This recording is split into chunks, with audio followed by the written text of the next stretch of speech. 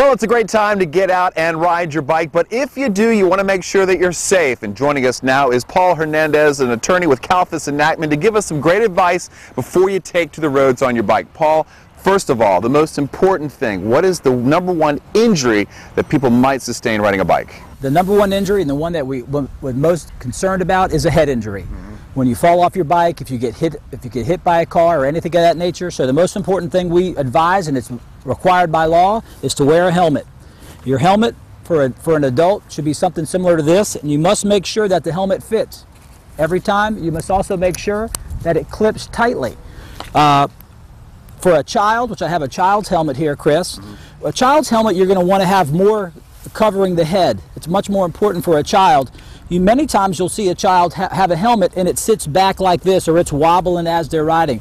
Inappropriate. You must make sure it's nice and tight around the head, because when you fall, you don't want the helmet to slide away and your head actually coming into contact with the ground. It's very important when you're out on the road to be seen by cars, and that's where special clothing and something on the bike comes into play. And that's why I'm wearing this. This is an inexpensive type of reflective device. You can see it in the daytime and clearly see it at night. You could buy it at Sports Authority, Dick's, or any bike shop.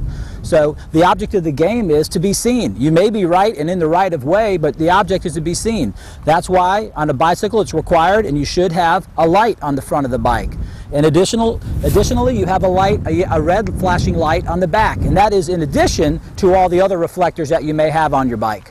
You can wear a helmet and protective clothing, but it won't do you any good if you don't follow the rules of the road, which is so important, Paul. That is correct, Chris. Unlike a pedestrian, where you would walk on the sidewalk and cross at corners, when you ride a bicycle, you must follow the rules of the road just like a car does, which means when you ride on the street, you must ride in the same direction of travel as the cars. When you come to a street light, you have to stop.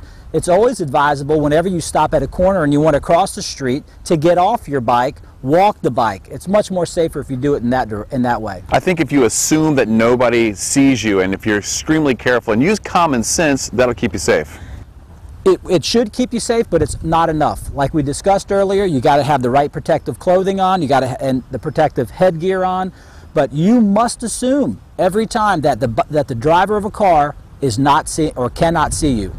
And you really want to take these into precaution when you have children with you, don't you, Paul? Children are most important. Whenever you ride with children, please try to stay off busy highways. Of course, you want to ride in the neighborhood because you want them to get exercise and things, but that's probably the best place to keep your children when you're riding bikes. All right, if you're out there on the streets this summer, be very careful. Great advice from Paul Hernandez with Kalfas and Nachman. Yeah, that was some really good advice. If you have any legal questions, you can contact Kalfas and Nachman at kalfasnachman.com/legalmatters.com, or give them a call at 800-361-0430. Thanks to Paul Hernandez for that great advice. All right, and we'd like to thank the folks at Safety Town in Portsmouth. It's a great place to take your kids this summer. You can find it at 4404 Deep Creek Boulevard. For more information, log on to portsmouthpd.org.